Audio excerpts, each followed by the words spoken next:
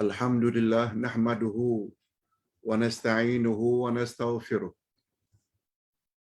wa na'udzu billahi min shururi anfusina wa min sayyiati a'malina.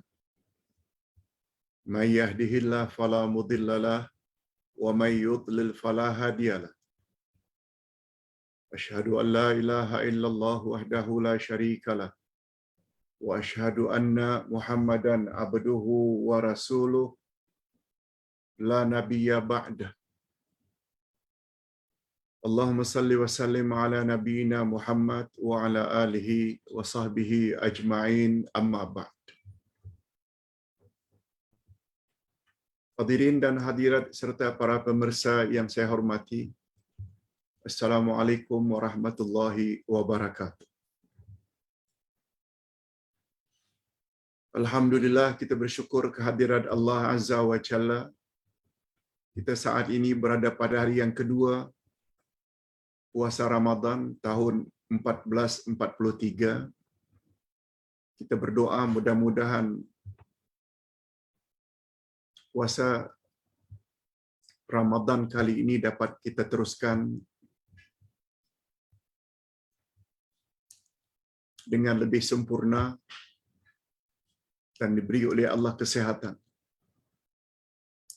Pelajaran kita pada hari ini yaitu tafsir Al-Quran berdasarkan tafsir Al-Furqan juz yang kedua, yang akan membahas ayat 238 hingga ayat 242 di bawah tajuk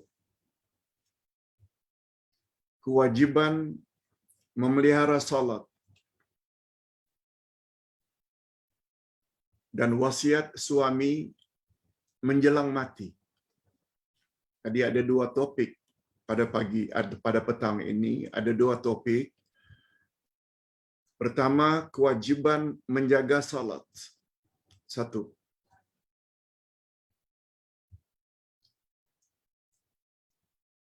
Yang kedua,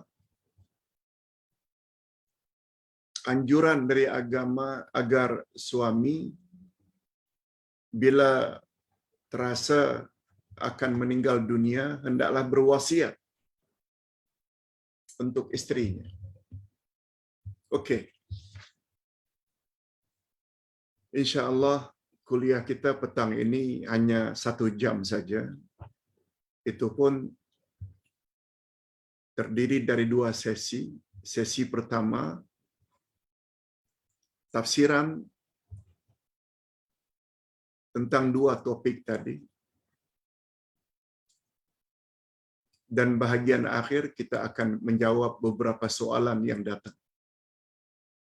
Okey. Kita terus saja kepada tafsiran. Kalau dalam ayat-ayat terdahulu, maknanya pelajaran kita sebelum ini,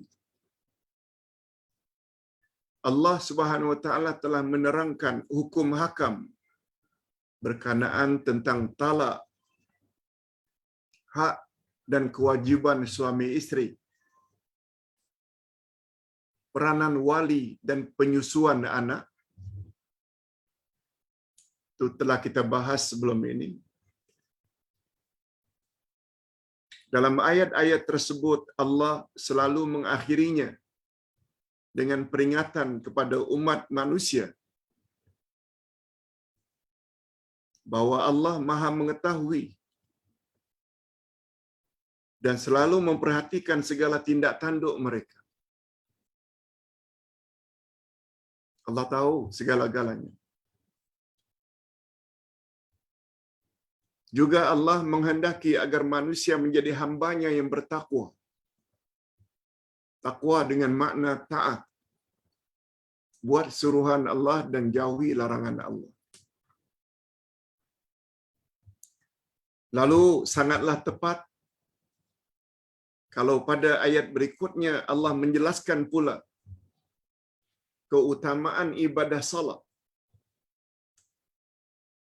dan perintah agar senantiasa memelihara salat. Di sini nanti kita akan dapat kesimpulan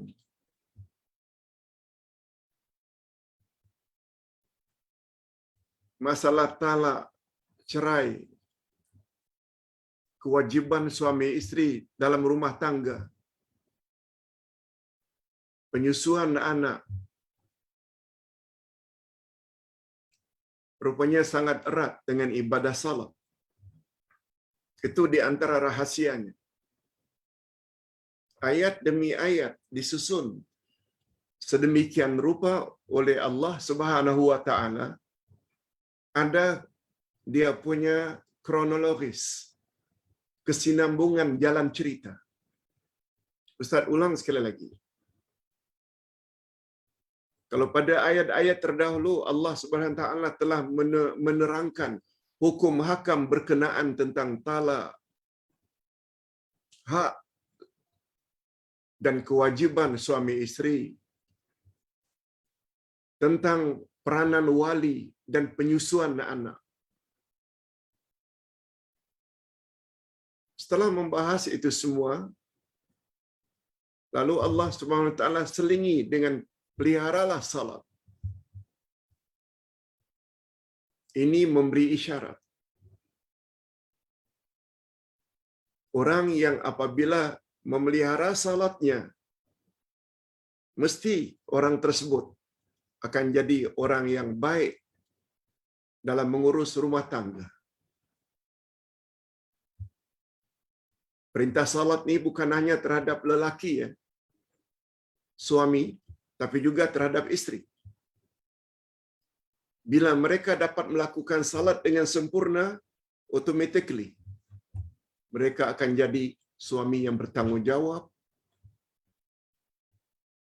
Demikian sebaliknya akan menjadi isteri yang bertanggungjawab. Itu sebabnya, kalau salat tak tinggal sama ada suami atau isteri,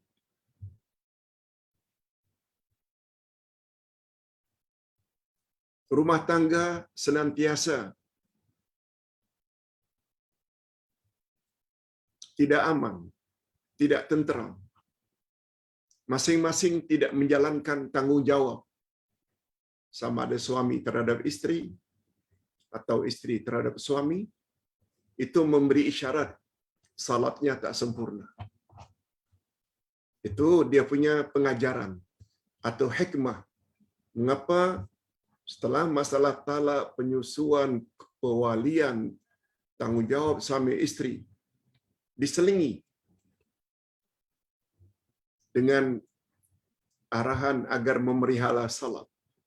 Setelah bahagian memelihara salat ini diungkapkan, sambung lagi nanti. Apa yang sepatutnya suami lakukan kalau dia sudah tak lama lagi akan mati, untuk diwasiatkan pada isteri. Jadi selingan adanya ibadah salat di tengah ini memberi isyarat salat adalah ibadat yang sangat berperanan untuk menentukan sesuatu rumah tangga harmoni atau sebaliknya. Okey, kita teruskan. Apa firman Allah? Izinkan Ustaz untuk bercakap secara bebas ya, sebab kita tidak mengambil masa lama dalam kuliah online bulan Ramadan. Semua kita dalam keletihan, namun kita ingin isi juga walaupun hanya 1 jam. Allah Subhanahu wa taala berfirman, A'udzubillahi minasyaitonir rajim. Hafizu 'alas salawati was salatil wusta wa qumu lillahi qanitin. Peliharalah semua salat-salatmu. Peliharalah salatmu. semua salatmu pelihara. Dan peliharalah salat wusta. Berdirilah untuk Allah dalam salatmu dengan khusyuk. Dalam ayat ini Allah Subhanahu wa taala menyuruh supaya kita tak kira lelaki, tak kira wanita, sebab dalam kaedah bahasa Arab bila arahan itu untuk lelaki, automatically masuk di dalamnya wanita. Hafizu itu perintah untuk laki-laki sebenarnya. Macam aqimu, dirikanlah salat, itu untuk laki-laki. Kalau perempuan aqimna. Kalau perempuan hafizna. Tapi Allah tak sebut begitu. So dalam kaedah ilmu tafsir, bila disebut atau arahan itu untuk wanita, tidak termasuk laki-laki. Sebabnya apabila ada jemaah laki-laki, wanita, lalu penceramah beri Assalamualaikum warahmatullahi. Kom itu asalnya untuk laki-laki, tapi termasuk di dalamnya juga untuk wanita. Hafizu ala salawati wassalatil wusta. Peliharalah oleh kamu sekalian, laki-laki dan wanita, semua salat kamu dan salat yang di tengah, dan berdirilah untuk Allah dalam salatmu dengan khusyuk.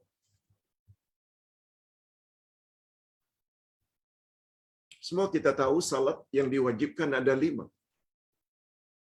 Zuhur, Asar, Maghrib, Isya, Subuh.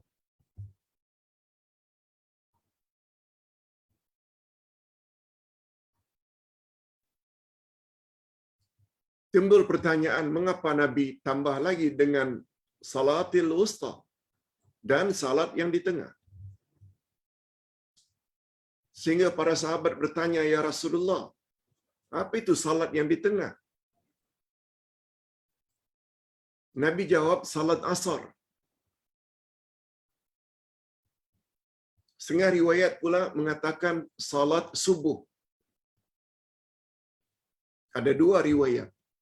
Tapi riwayat yang paling kuat, salat asar itu adalah salat yang di tengah itu adalah salat asar. Itu pendapat yang lebih kuat. Jadi ringkasnya, peliharalah salat-salatmu dan salat yang di tengah. Seolah-olah memberi makna, peliharalah salat subuhmu, zuhur, asar, maghrib, isya, dan asar. Salatul wusta itu, wusta maknanya tengah. Salat asar.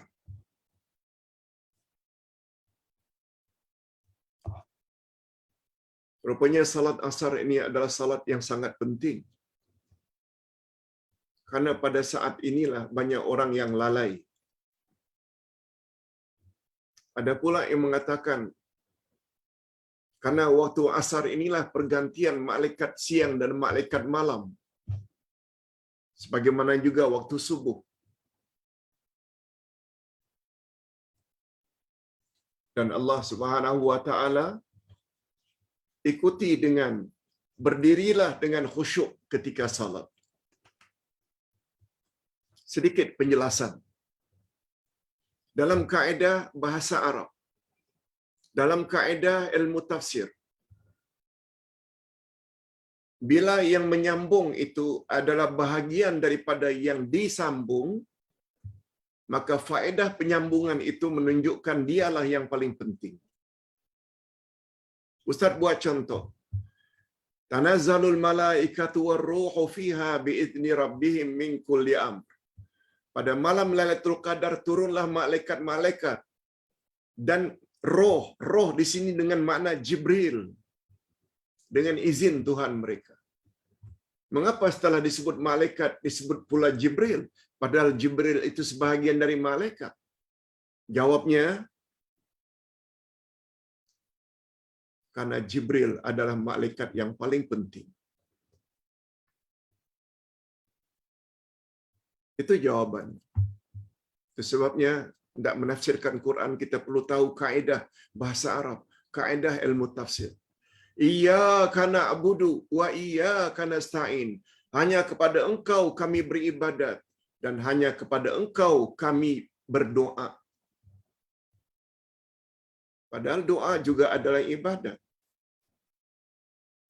Jadi penyambungan setelah ibadat kemudian disambung dengan doa, padahal doa sebahagian dari ibadat, menunjukkan doa adalah ibadat yang paling utama. Sebabnya jangan berdoa, jangan meminta kepada selain Allah. Sebab doa itu ibadat. Apalagi Nabi bersabda, "Ad-du'a'u huwal ibadah." Doa itu adalah ibadat. Jadi dalam hal ini gunakan kaedah yang sama. Peliharalah salat-salatmu yang 5 dan salat yang di tengah. Dengan makna tadi. Peliharalah salat subuhmu, zuhurmu, asar, maghrib, isya dan asar. Sebabnya jangan main-main dengan salat asar. Ustaz pernah sebut, Nabi pernah berkata terhadap orang yang salat asar selalu dah habis, hampir habis masanya. Dekat-dekat maghrib. Apa kata Nabi? Tilka salatul munafiq. Itu salatnya orang munafik. Sebabnya hadirin dan hadirat serta para pemirsa yang sedang menonton ni kuliah online, bila belum salat asar, sekarang ambil uduk dan salat dulu.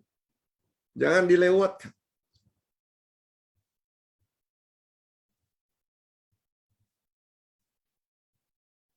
Nabi tidak pernah sebut begitu terhadap salat-salat yang lain. Tapi asar, Nabi kata itu salat orang munafik. Karena suka melambatkan salat asar. Okey.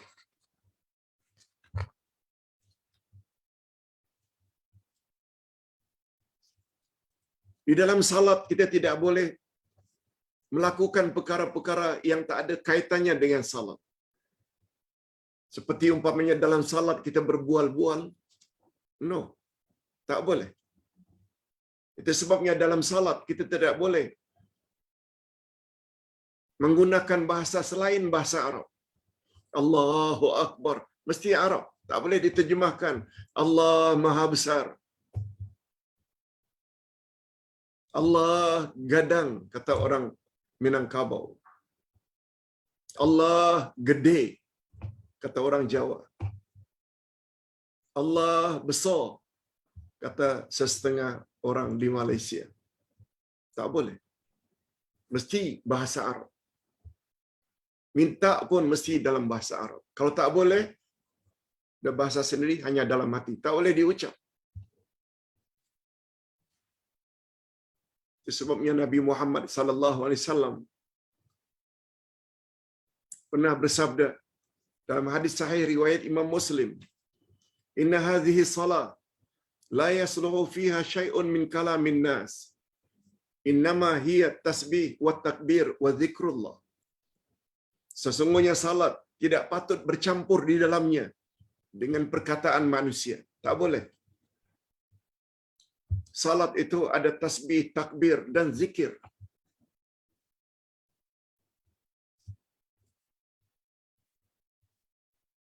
Menurut Imam Ahmad ibnu Hanbal dan Zaid bin Al-Arqam, pada zaman Nabi ada lelaki yang sedang salat tapi bercakap-cakap dengan temannya kerana ada satu hajat. Lalu Allah SWT menurunkan ayat ini. Allah turunkan ayat ini. Waqumu lillahi qanitin. Berdirilah semata-mata karena Allah dengan penuh khusyuk. Memelihara salat sangat besar fadilatnya. Ini disebut oleh Nabi Muhammad sallallahu alaihi wasallam, hadis riwayat Imam Ahmad. Mengingat masa Ustaz baca saja terjemahannya. Barang siapa yang selalu memelihara salatnya, barang siapa yang selalu memelihara salatnya, maka dia akan mendapat cahaya dan petunjuk serta keselamatan pada hari kiamat. Cahaya, petunjuk, selamat daripada azab Allah di hari kiamat nanti. Siapa yang menjaga salat. Sebaliknya, orang yang tidak memelihara salatnya, tidak ada baginya cahaya, tidak ada baginya petunjuk, dan dia tidak akan selamat di akhirat nanti. Malah di akhirat nanti, orang yang tidak jaga salatnya akan dibangkit bersama Qarun, Fir'aun, Haman, dan Ubay bin Khalaf. Ubay bin Khalaf ini seorang yang sangat keras menentang Nabi Muhammad sallallahu alaihi wasallam di zaman baginda masih hidup.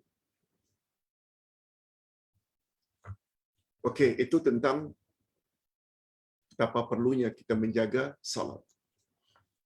Setelah Allah menyuruh hamba-hambanya agar memelihara salat dan melaksanakannya dengan sempurna, maka diikutinya pula dengan keadaan yang tidak memungkinkan manusia melakukannya dengan cara yang sempurna. Ini yang namanya rukhsah. Ini yang namanya kelonggaran. Ustaz ulang, setelah Allah SWT menyuruh agar umat Islam menjaga salatnya dengan sesempurna mungkin, lalu Allah yang maha bijaksana, Allah yang maha mengetahui, sebut pula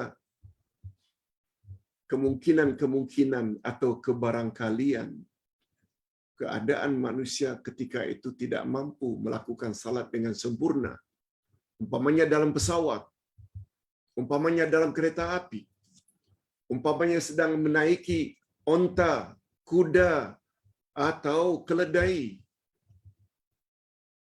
yang mungkin ketika itu tidak dapat menghadap ke arah kiblat, yang mungkin ketika itu tidak dapat berdiri qiyam seperti biasa, rukuk juga sujud.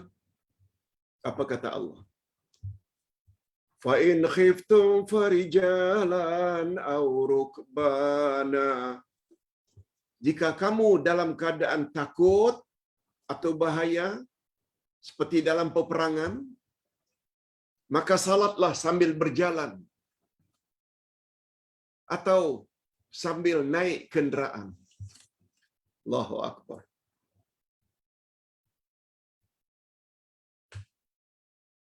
Itu sebabnya semakin banyak ilmu kita tentang Al-Quran, Sunnah Nabi, baru nampak Islam itu cantik. Baru nampak Islam itu indah. Yang selalu komen, apalah Islam ini susahlah, apalah Islam ini susahlah, yang komen seperti itu tuh menunjukkan itulah dia orang jahil.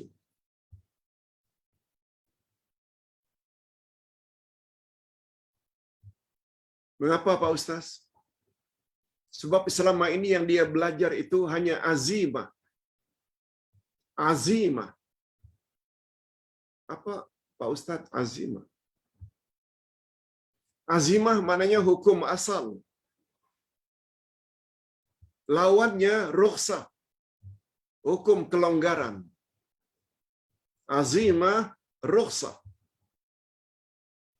Majoriti umat Islam di Nusantara, menurut pengalaman Ustaz, mereka hanya belajar azimah. Tidak sah salat kalau tidak uduk. Tayamum tak belajar. Syarat sah salat mesti menghadap kiblat. Dia tidak diajar. Kalau dalam keadaan kondisi tidak tahu arah kiblat, boleh salat menghadap mana pun, salat itu tetap sah.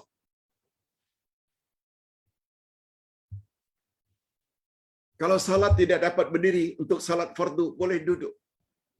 Tak dapat duduk, boleh baring. Yang dia belajar bangkai, darah, daging khinzir haram. Betul, haram. Tapi ada ketikanya dibolehkan makan jika mau untuk kelangsungan hidup. 2 minggu dah tak makan. Tiba-tiba jumpa pelanduk ke, rusa ke yang sudah mati. Itu haram. Boleh dimakan. Dengan 2 syarat. Sebenarnya tak mau. Yang kedua, tidak berlebih-lebihan. Tertera dalam Al-Quran.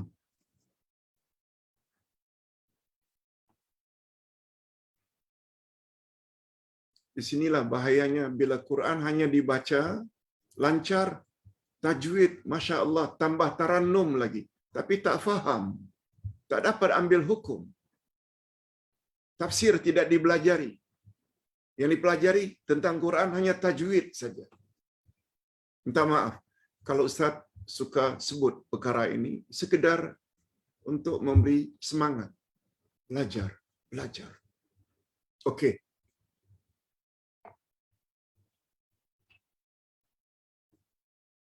Malah kata Nabi sallallahu alaihi wasallam, bila kamu dalam keadaan takut, salat 1 rakaat saja. Walaupun wajibnya 4 rakaat untuk zuhur, asar, isya. Maghrib 3, subuh 2. Bila kamu takut, 1 rakaat saja. Ini sebagaimana sabda Nabi dari Ibnu Abbas radhiyallahu anhuma. Dari Ibnu Abbas. Hadis riwayat Imam Muslim. Faradallahu ala lisani nabiyikum sallallahu alaihi wasallam fil hadar arba'an. Wa fis safar raka'atain. Wa fil khawf raka'atan. Allah telah mewajibkan kamu melalui lisan nabimu salat ketika sedang hadir 4 rakaat pada umumnya, zuhur, asar, isya, kecuali maghrib 3, subuh 2. Ketika musafir 2 saja, maknanya yang 4 jadi 2. Dan ketika kamu sedang takut, seperti dalam peperangan, seperti sedang sembunyi, tak boleh bergerak, ditunggu saja oleh binatang buas untuk diterkam. Waktu salat, masuk. Salat, walau 1 rakaat. Kita dikejar-kejar untuk dibunuh. Masuk waktu. Dalam keadaan takut, 1 rakaat saja. Jangan tanya mengapa. Jangan hadirin dan hadirat serta para pemirsa tanya, mengapa Pak Ustaz? Jangan tanya mengapa. Kalau itu datang daripada Nabi Muhammad sallallahu alaihi wasallam, katakan saja sami'na wa ata'na. Dan salat itu tak perlu diqada, tak perlu diganti lagi, dah sah dah. Cantik. Bila ada ilmu jadi cantik. Seperti pertanyaan semalam, macam mana Pak Ustaz, seseorang uzur sangat, tak dapat ke bilik air, sedangkan dia baru saja habis haidnya, macam mana dia hendak mandi hadas besar? Boleh tak lap-lap saja? Tak boleh. Mandi mesti air yang mengalir. Padahal ada peruntukan dalam agama. Boleh tayamum. Tayamum bukan hanya pengganti wuduk. Tayamum juga boleh berperanan sebagai pengganti mandi hadas besar, mandi junub. Pembezanya hanya satu saja, iaitu niat. Semalam kita dah jelaskan.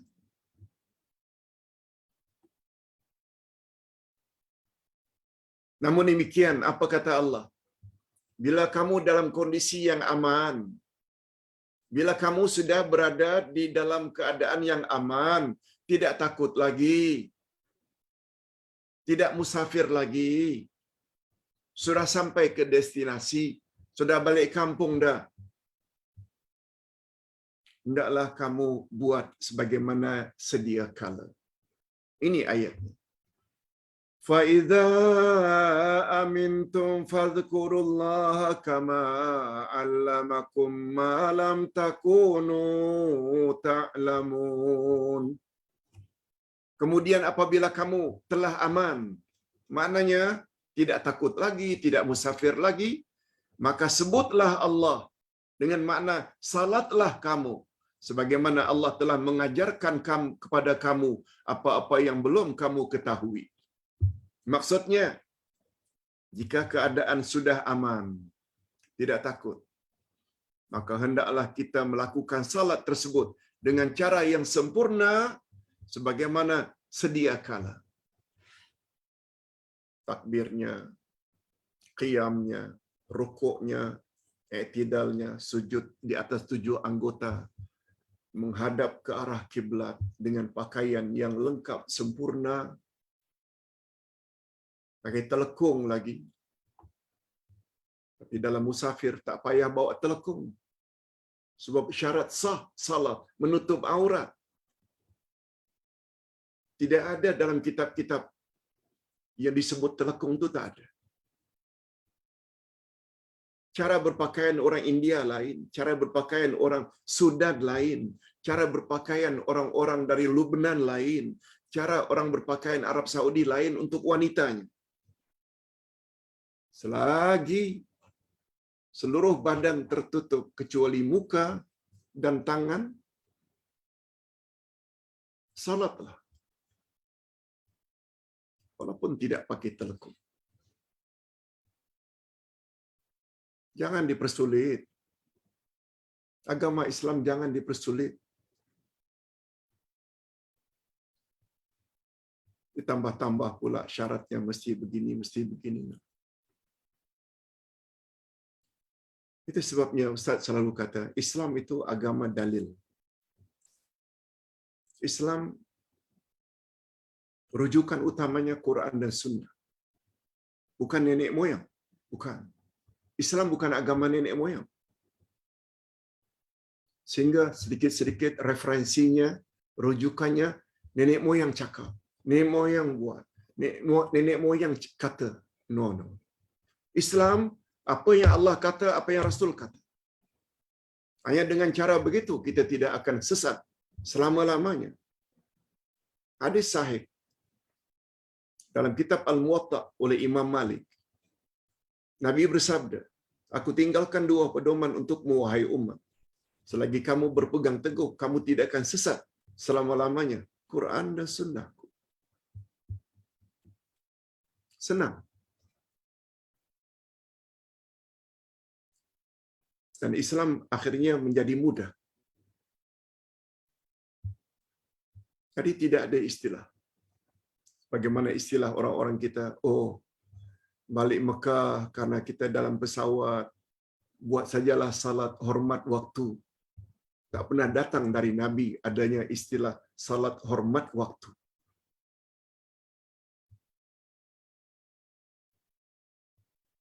Kata orang, bila hendak 1000 daya,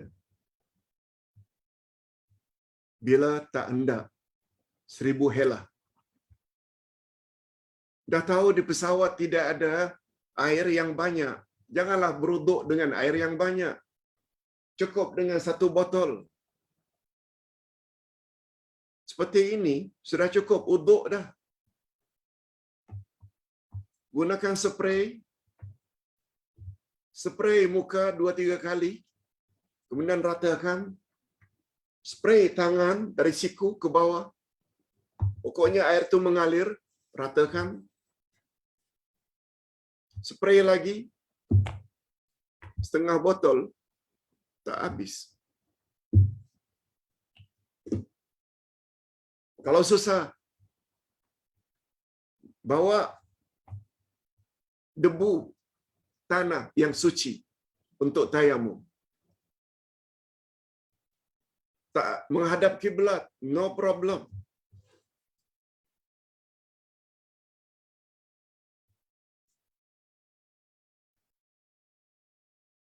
Itu sebabnya Ustaz ulang sekali lagi, hukum dalam Islam bukan hanya satu. Bukan hanya azimah, hukum asal. Tapi juga ada rukhsah, hukum kelonggaran. Kita tidak banyak belajar tentang hukum-hukum kelonggaran. Itu sebabnya kita selalu mengatakan Islam itu susah. Islam itu susah. Islam itu susah. Tak habis-habis Islam itu susah. Allahu Akbar. Jadi apabila kamu sudah dalam keadaan seperti biasa, aman, buatlah salat sebagaimana hukum hakam yang asal. Okey, kita teruskan dengan penjelasan topik yang kedua. وَالَّذِينَ يُتَوَفَّوْنَ مِنكُمْ يَذَرُونَ أَزْوَاجًا وَصِيَّةً لِأَزْوَاجِهِمْ مَتَاعًا إِلَى الْحَوْلِ غَيْرَ إِخْرَاجٍ. Dan orang-orang yang akan meninggal dunia, kita dah rasa dah sakit, umur dah lanjut, tak lama lagi akan meninggal dunia. Sedangkan kita ada isteri. Dan orang-orang yang akan meninggal dunia antara kamu dan meninggalkan isteri, hendaklah berwasiat untuk isteri-istrinya, kalau lebih dari satu atau hatta satu, yaitu mereka hendaklah diberi nafkah hingga 1 tahun. Ini pesan wasiat suami yang akan meninggal dunia. 1 tahun jamin saraan hidupnya. Dan tidak disuruh keluar dari rumahnya.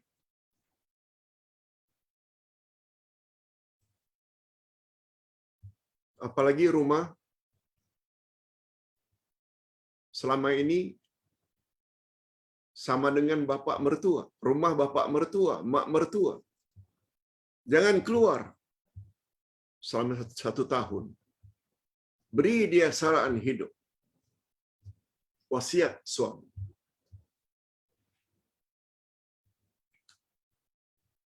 Pak Ustaz, tidak bercanggah ke ayat ini dengan iddah isteri kematian suami 4 bulan 10 hari? Bukan 12 bulan, 1 tahun. Tidak, nanti kita akan jelaskan. Dalam ayat di atas Allah Subhanahu wa taala menggalakkan, istilahnya menggalakkan sunat hukumnya, bukan wajib. Para suami apabila dia merasa telah dekat ajalnya, agar berwasiat untuk istrinya, yaitu dengan memberikan sebahagian hartanya untuk belanja selama 1 tahun dan tetap tinggal di rumahnya.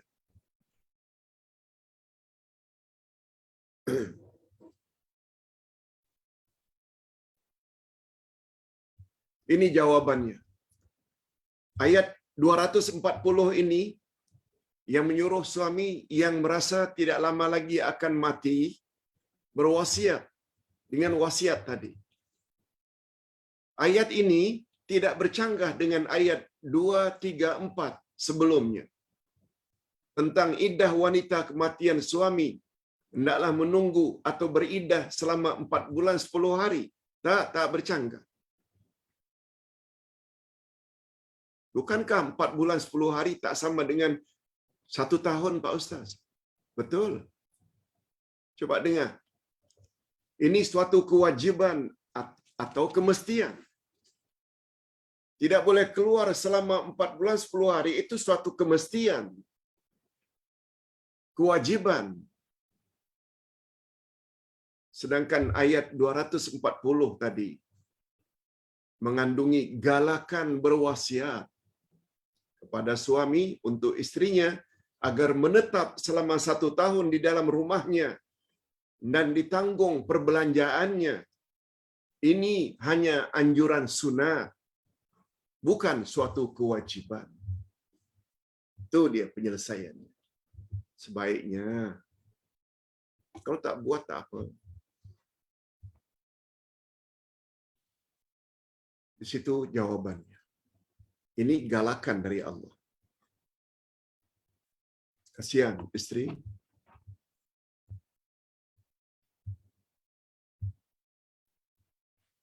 Tetapi sekiranya istri tersebut mau keluar juga, dosakah para wali yang diwasiatkan? Tidak. Itu sebabnya ayat ini menyebut fa in kharajna fala junaha alaikum fima fa'alna fi anfusihinna mim ma'ruf wallahu azizun hakim.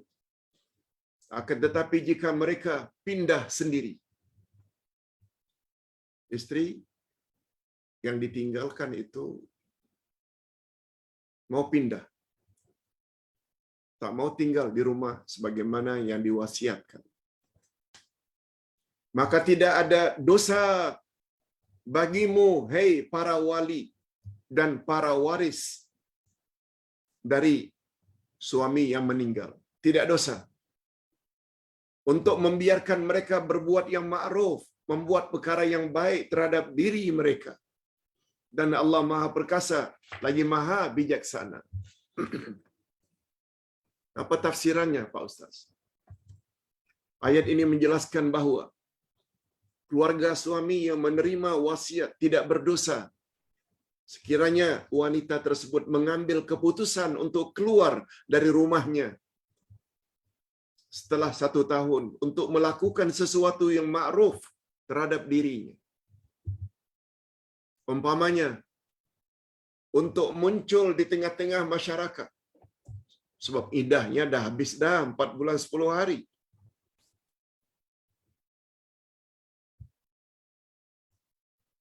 Tak perlu tunggu sampai 1 tahun. Tak perlu. Begitu tamat iddah 4 bulan 10 hari, andai kata dia tidak hamil tentunya. Kalau hamil, sampai melahirkan anak.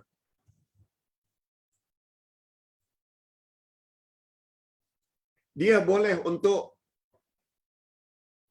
muncul di tengah-tengah masyarakat dan menunjukkan kesediaannya untuk bersuami lagi. Kalau ingin bersuami, dia boleh berbuat demikian. Jangan dihalang. Mereka sudah bebas berbuat demikian. Tidak sebagaimana adat Arab jahiliyah yang menjadikan wanita tersebut menjadi harta warisan. Tak boleh kawin suka-suka hati bila suami meninggal. Itu di zaman jahiliyah.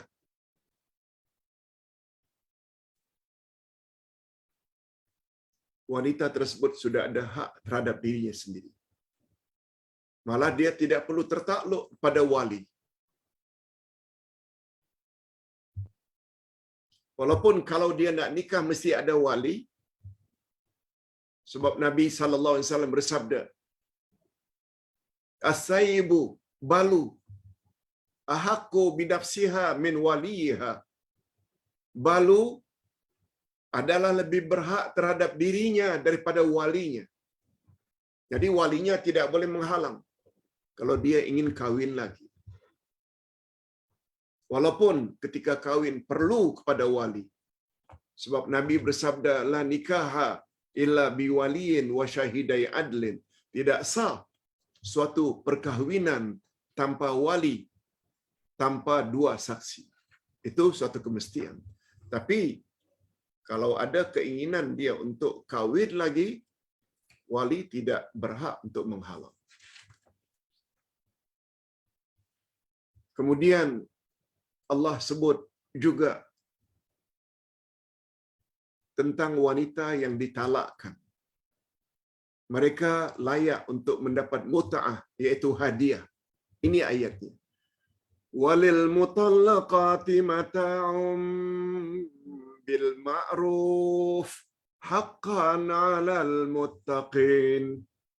Kepada wanita-wanita yang diceraikan, hendaklah diberikan oleh suaminya mut'ah menurut yang ma'ruf. Sebagai suatu kewajiban bagi orang-orang yang bertakwa. setelah Allah menjelaskan dalam ayat yang lalu tentang mut'ah, yaitu hadiah atau pemberian yang patut diberikan kepada bekas isteri yang kematian suami,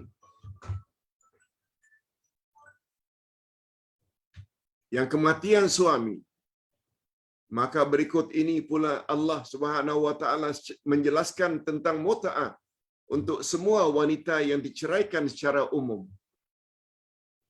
Ada yang mendapat setengah mahar, ada yang mendapat mahar misil, yaitu mas kawinnya yang semisal dengan perempuan. Jika dara, mas kawinnya sekian. Jika dia janda, mas kawinnya sekian. Ini persoalan fiqh yang bagus ditanya kepada para qadi atau tuan mufti. Semua kita tahu tentang mahar. Ada namanya mahar misil, yaitu mahar yang serupa sebagaimana adik-beradiknya terdahulu. Itu pembahasan ilmu fiqh. Tak perlu kita bahas dalam kelas tafsir seperti ini secara detail. Jika ada kelebihan lain seperti seseorang terpelajar umpamanya, hendaklah diikuti mengikut tarafnya, dan ada pula yang mendapat mut'ah secara patut berdasarkan kemampuan suami. Suami yang kaya, hadiahnya tentu lebih banyak. Yang sederhana, sederhana pula. Kalau suaminya orang miskin, pokoknya mesti ada mut'ah, walaupun hanya sedikit. Ini sebagaimana firman Allah pada ayat berikut. Ini ketetapan Allah ini berdasarkan ayat berikut.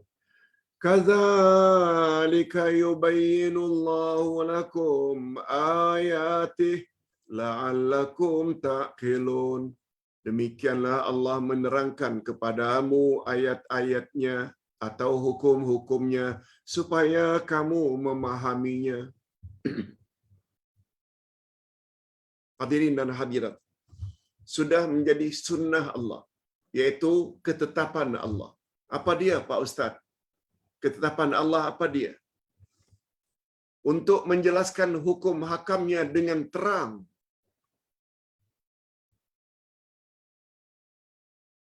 Allah Maha Bijak.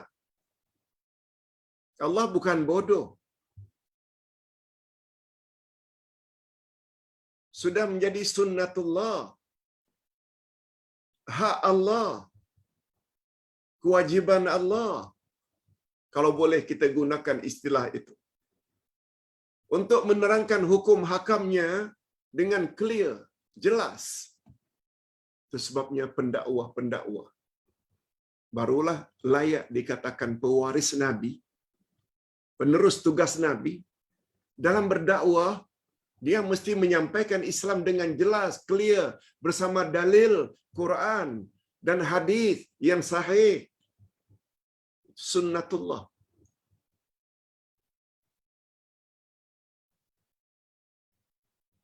Bukan menyampaikan asal-asal saja. Meletakkan hukum hakam suka-suka hati. Ini pakai lipstik ini. Dalam puasa, wanita boleh membatalkan puasa. Dari mana hukumnya diambil? Hadirin dan hadirat, nanti dalam soal jawab kita akan sebut perkara ini. Sudah menjadi sunnatullah bila tidak menjelaskan hukum hakamnya tentang agamanya clear. Itu sebabnya adalah menjadi sunnatullah bila pendakwah itu dalam menyampaikan agama Islam juga mesti clear, jelas, cukup lengkap dalilnya. Bukan orang tanya dalil dimarahi. Tak wajar bergelar pewaris para nabi. Tujuan penjelasan ini semua ialah agar hamba-hambanya dapat melaksanakan segala perintah Allah dengan penuh kesadaran dan pengetahuan. Mudah-mudahan bapa-bapa dan ibu-ibu serta para pemirsa yang dapat memahami penjelasan ustaz, sebab pendakwah yang profesional dia akan sampaikan dengan clear, jelas, berserta hujah, bukti, dalil. Kalau ibu-ibu dan bapa sekalian merasakan ada nikmat semacam itu, ini satu nikmat. Islam agama yakin, bukan agama agak-agak. Untuk mendapatkan keyakinan, mesti ada ilmu, mesti ada knowledge. Sebab semua ketetapan Allah pada prinsipnya sangat sesuai dengan akal manusia, yang sejahtera dan sesuai pula dengan semua zaman dan tempat. Allahu Akbar. Banyak pengajaran yang dapat kita ambil di celah-celah penjelasan tadi. Walaupun topiknya peliharalah salat dan hendaklah suami berwasiat bila merasa tidak lama lagi akan meninggal dunia, tapi banyak di celah-celah itu tu pengajaran yang dapat kita ambil. Hadirin dan hadirat rahimakumullah.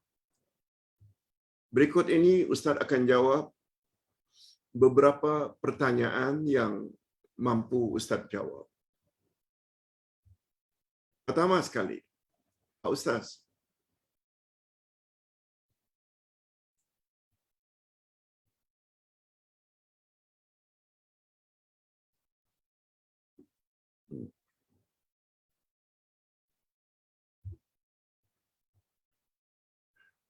pertama sekali ada berapa rakaat Pak Ustaz qiyam Ramadan? Tarawih tanpa witir. Tarawih dan witir berapa rakaat sebenarnya? Mana yang lebih afdal? Apa maksud bila kita qiyam tarawih witir hendaklah berakhir bersama imam? Pertama Ustaz ingin katakan yang Nabi Muhammad sallallahu alaihi wasallam lakukan sebagaimana kata Aisyah radhiyallahu anha antara 11 dengan 13. Ada riwayat 11, ada riwayat 13. Itu yang Nabi buat. Di zaman Umar ibn Khattab baru ada penambahan 20 tambah 3. 20 tarawih, 3 witir. Zaman Utsman ibn Affan pula 39, 36 tarawih, 3 witir. Semuanya 39. Oleh sebab itu, jangan jadi bahan pertengkaran tentang bilangan rakaat qiyam Ramadan. Jangan. Ndak ikut Nabi boleh. Ndak ikut Umar 23 juga boleh, 20 dan 3. Malah ndak ikut Utsman ibn Affan juga boleh. 39, 36 tambah 9. Bila ditanya mengapa Pak Ustaz? Kan kita disuruh ikut Nabi. Tunggu dulu. Wasiat Nabi, bila kamu nanti punya umur panjang, banyak perbalahan dalam urusan agama. Kalau kamu ingin selamat, ikut saja sunnahku dan sunnah khalifah-khalifah Ar-Rashidin sesudahku. Gigit sunnah-sunnah itu dengan gerahammu. Nabi tidak hanya suruh ikut sunnahnya, sunnah Nabi. Sunnah Khulafaur Rashidin. Yang buat 23 Umar ibn Khattab. Yang buat 39 Utsman ibn Affan. Betul tak kedua-duanya Khulafaur Rashidin? Buktinya Arab Saudi paling anti dengan bid'ah. Mereka tahu Nabi buat 11 atau 13. Tapi mereka buat 23 rakaat. Malah tambah lagi nanti tahajudnya setelah jam 11, jam 12 atau jam 2. Menunjukkan bahawa itu bukan bid'ah. Cuma bagi kita yang ingin melakukan qiyam, lakukanlah semampu yang kita boleh. Itu sebabnya ada ulama yang berpendapat. Nabi bersabda, "Man qama Ramadhana imanan wa ihtisaban ghufira lahu ma taqaddama min dhanbi." Hadis sahih riwayat Imam Muslim. Siapa yang qiyam Ramadan, maknanya dirikan malam-malam Ramadan dengan ibadah, didorong oleh imannya dan mengharap ganjaran daripada Allah, niscaya Allah ampun segala dosanya masa lalu. Istilah man qama Ramadanan, barang siapa yang melakukan salat malam Ramadan tanpa menyebut bilangan, maka buatlah semampu yang boleh. Cuma kalau boleh jangan kurang dari 8 tarawih. Sebab itu amalan Nabi. Tak buat lebih daripada itu boleh. Hanya saja ada hadis Nabi, kalau ingin mendapat qiyam Ramadan dengan sempurna, kita hendaknya jangan pisah. Jangan kita mendahului, mengakhiri qiyam sebelum atau kecuali bersama imam. Oleh sebab itu, kita tahu dalam realiti, bagi masjid-masjid surau-surau yang buat 23, setelah 8 biasanya ada yang pulang, buat tarawih sendiri di rumah. Ada. Ustaz tidak nafikan. Perkara itu juga dapat fadilatnya. Cuma sebagaimana hadis Nabi, barang siapa yang melakukan qiyam Ramadan, lalu berakhir bersamaan dengan berakhirnya imam, maka dia mendapat qiyam Ramadan itu sepenuh malam, sepanjang malam. Jadi ringkasnya tidak dinafikan. Bila kita dapat qiyam bersama imam, itu adalah yang terbaik. Wallahu a'lam. Pak Ustaz, bagaimana cara kita masuk rumah yang kosong? Pak Ustaz ada jelaskan beberapa hari yang lalu. Kalau tidak salah hari Sabtu. Nak masuk rumah kita hendaklah baca doa.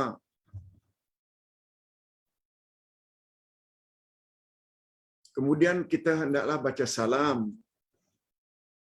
Ustaz tidak jelaskan ketika itu, kalau rumah yang kita datangi itu, atau rumah sendiri, ada penghuninya, isteri ke, anak-anak, cucu, macam biasa, Assalamualaikum warahmatullahi wabarakatuh. Tetapi ada hadis khas, bila rumah tersebut kosong, tidak ada penghuni,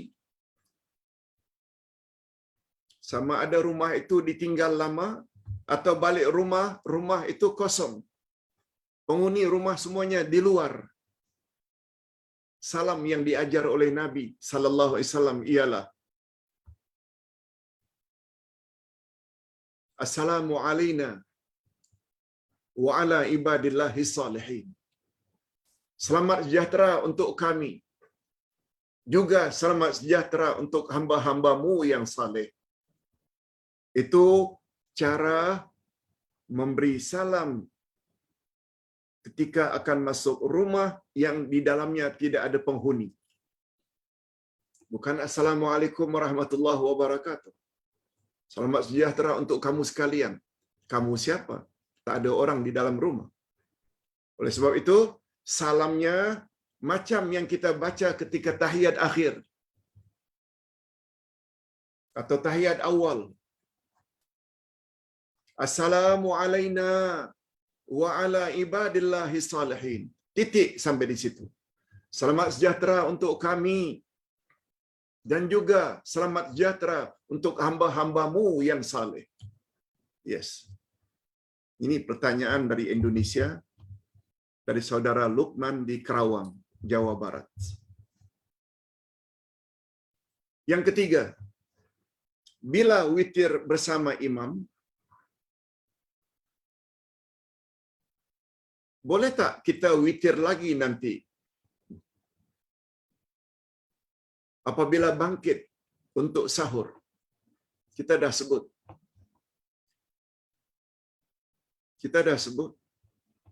Sabda Nabi, la witrana fi lail. Tidak ada 2 witir dalam satu malam.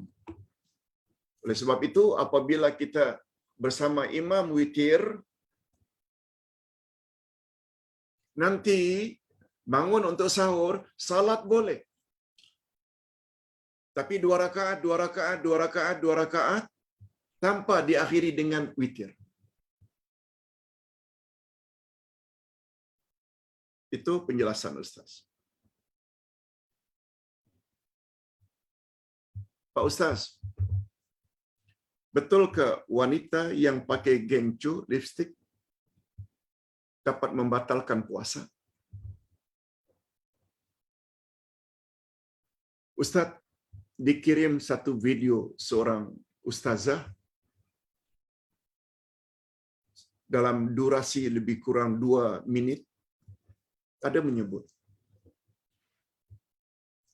wanita apabila sedang berpuasa lalu memakai gencu, lalu apabila gencu tersebut terkena air liur, terkena air liurnya sendiri, lalu tertelan sampai ke dalam perut,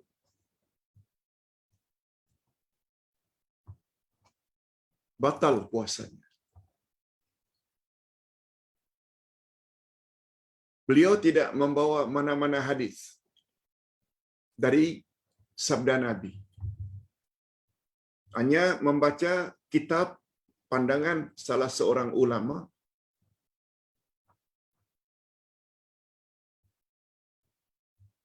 Tetapi andai kata tidak sampai masuk ke dalam perut, minima hukumnya makruh, dibenci, dilarang. Hadirin dan hadirat, kepada Ustaz oleh penanya yang mengirim video tersebut bertanya, macam mana pandangan Pak Ustaz? Hadirin dan hadirat, oh Ustaz terlupa tidak sebut, ustazah tersebut ada bawa satu hadis. Betul, hadis itu sahih. Da' ma yaribuka ila ma la yaribuk. Tinggalkan apa yang meragukan kamu dan ambillah apa yang sudah tidak meragukan lagi. Maksudnya, kalau kita ragu dengan memakai gencu itu boleh membatalkan puasa, lebih baik jangan pakai gencu. Hadirin dan hadirat, ini pandangan Ustaz. Gencu ini di luar, setahu Ustaz. Di luar. Dan biasanya dia kering. Di mana letaknya gencu tersebut sampai bercampur dengan air liur lalu tertelan?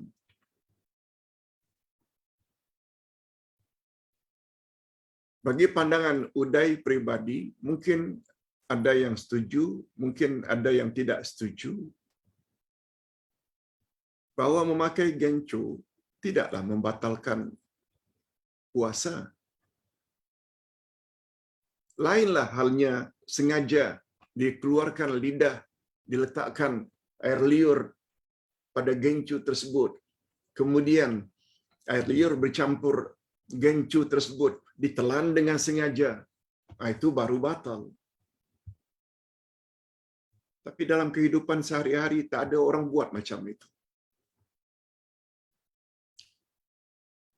Malah lebih selamat kalaupun pakai gencu yang sederhana itu, biar di bahagian luar saja, jangan sampai di bahagian bibir dalam, lebih selamat. Tapi menghukum sampai membatalkan puasa, bagi pandangan Uday itu dah keterlaluan. Terlalu memberatkan. Walaupun Ustaz setuju, adalah lebih baik andai kata kita tidak memakai gencu. Apalagi gencu yang tebal, kecuali sekedarnya saja. Wallahu a'lam. Pak Ustaz, orang yang masbuk perlu takbir 2 kali sebelum rukuk. Takbiratul ihram dan takbiratul intiqal. Atau cukup satu takbir? Okey. Bila kita belajar kitab pedoman salat, Ustaz ada tulis. Takbir dalam salat ada dua. Takbiratul ihram iaitu mula-mula Allahu Akbar. Itu namanya takbiratul ihram. Takbir itu rukun, mesti buat. Kemudian kita juga bertakbir ketika akan rukuk, ketika akan sujud, ketika akan duduk antara dua sujud, sujud lagi, kemudian takbir lagi untuk berdiri rakaat kedua, semuanya Allahu Akbar, Allahu Akbar, Allahu Akbar. Nah, takbir-takbir itu namanya takbiratul intiqal. Intiqal maknanya perpindahan dari satu rukun ke rukun berikutnya. Hukumnya hanya sunat. Nah, bila kita dah tahu kedudukan takbiratul ihram, takbiratul ihram maknanya takbir yang mengharamkan. Mengharamkan apa Pak Ustaz? Betul tak sebelum takbiratul ihram kita boleh menoleh ke kiri ke kanan? Malah kita boleh minum bagi imam-imam tarawih. Kadang-kadang minum dulu, baru berdiri, baru takbiratul ihram. Setelah takbiratul ihram, haram hukumnya ambil air untuk minum lagi. Haram hukumnya bercakap, menoleh ke kiri ke kanan. Itu sebab namanya takbiratul ihram, takbir yang mengharamkan. Takbiratul ihram dia adalah rukun. Takbiratul intiqal hukumnya hanya sunnah. Nah, sekarang masbuk. Masbuk maknanya orang yang datang terlambat ketika salat berjamaah. Imam telah memulai, mungkin baru satu rakaat atau dua rakaat, lalu dia masuk. Yang masuk ini namanya masbuk. Orang yang didahulukan, datang terlambat. Ada satu lagi istilah. Bila imam takbir, kita langsung takbir. Itu namanya muwafiq. Muwafiq. Muwafiq maknanya orang yang bersamaan dengan imam sejak dari awal salat lagi. Allahu Akbar, kata imam, dia pun Allahu Akbar. Ini muwafiq. Yang datang terlambat, masbuk. Nah, kadang-kadang kondisi masbuk ini, dia datang ketika imam sudah akan rukuk. Umpamanya, dia baru takbir, imam dah akhir ayat lazim yang dia baca. Wa amma bi ni'mati rabbika fahaddits. Allahu Akbar. Dia rukuk. Masbuk pula Allahu Akbar, takbiratul ihram. Kalau rasa tak sempat, dia langsung rukuk. Cukup sekali saja takbir yang pertama, takbiratul ihram, sebab itu adalah takbir rukun. Sedangkan dari berdiri itu untuk rukuk sunat. Kalau dia sempat, Allahu Akbar, Allahu Akbar, langsung tak usah baca apa-apa, Allahu Akbar. Kalau sempat, bagus. Kalau tak sempat, cukup takbiratul ihram, langsung rukuk. Sebab kata ulama fiqh, bila imam rukuk, makmum datang. Imam sedang rukuk, makmum datang, takbiratul ihram, Allahu Akbar, imam sami Allahu liman hamidah. Dia tak sempat rukuk. Malah rukuk pun tak sempat tumak nina. Tak sempat baca Subhana rabbiyal azimi wa bihamdi. Dia tidak dapat rakaat. Ustaz ulang. Bila imam takbir intiqal dari berdiri ke rukuk, makmum datang langsung takbiratul ihram, Allahu Akbar, langsung rukuk. dia dapat satu kali subhana rabbiyal azim, dia dah dapat rakaat. Dia dapat rakaat. Tetapi bila dia takbir untuk takbiratul ihram, imam yang rukuk tadi, dia takbiratul ihram, Allahu Akbar, baru nak rukuk, imam dah naik untuk i'tidal, dia tidak dapat rakaat. Itu rahasianya. Kalau kira-kira dengan membaca 2 kali takbir membuat kita tak sempat tumak ninah bersama imam ketika rukuk, yang implikasinya tak dapat rakaat, maka sebaiknya takbiratul ihram saja langsung rukuk supaya dapat rakaat bersama imam. Baik. Terakhir,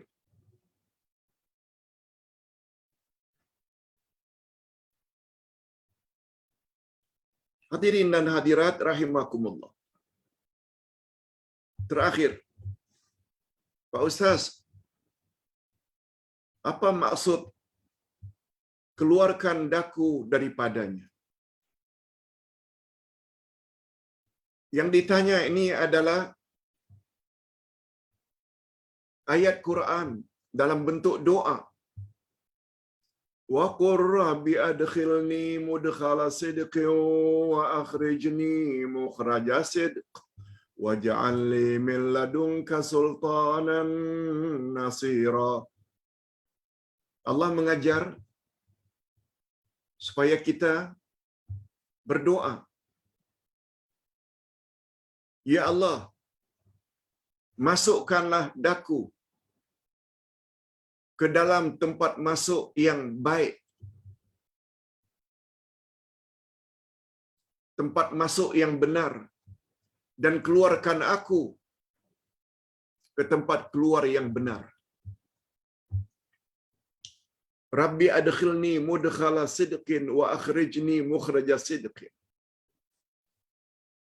Jangan salah faham. Sebab Ustaz pernah jumpa orang yang salah faham. Seorang imam lagi. Allah yarhamu. Beliau telah meninggal dunia. Mudah-mudahan Allah ampun beliau. Tapi beliau tanya, Pak Ustaz, apa makna doa ini? Ya Allah, masukkanlah aku ke tempat masuk yang baik dan keluarkanlah aku ke tempat keluar yang baik. Apakah ini bermakna ada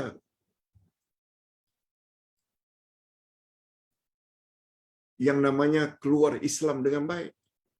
Dianggap masuk di sini masuk Islam.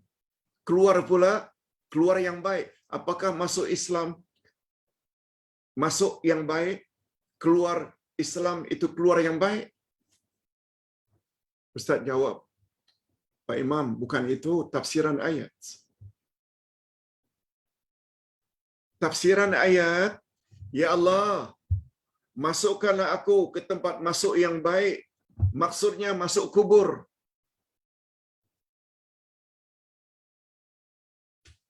Maksudnya masuk kubur. Bila kita meninggal dunia, masuk kubur, masuk yang baik. InsyaAllah semua soalan mukar wa nakir dapat dijawab. Dan keluarkanlah aku tempat keluar yang baik, yaitu apabila keluar daripada kubur nanti pada hari kiamat, kita akan dihisap. Kita akan menerima buku catatan amalan dari sebelah kanan. Amalan baik kita lebih berat daripada amal jahat kita. Itu maknanya tempat keluar yang baik. Itu satu. Masuk kubur dengan baik, keluar kubur dengan baik.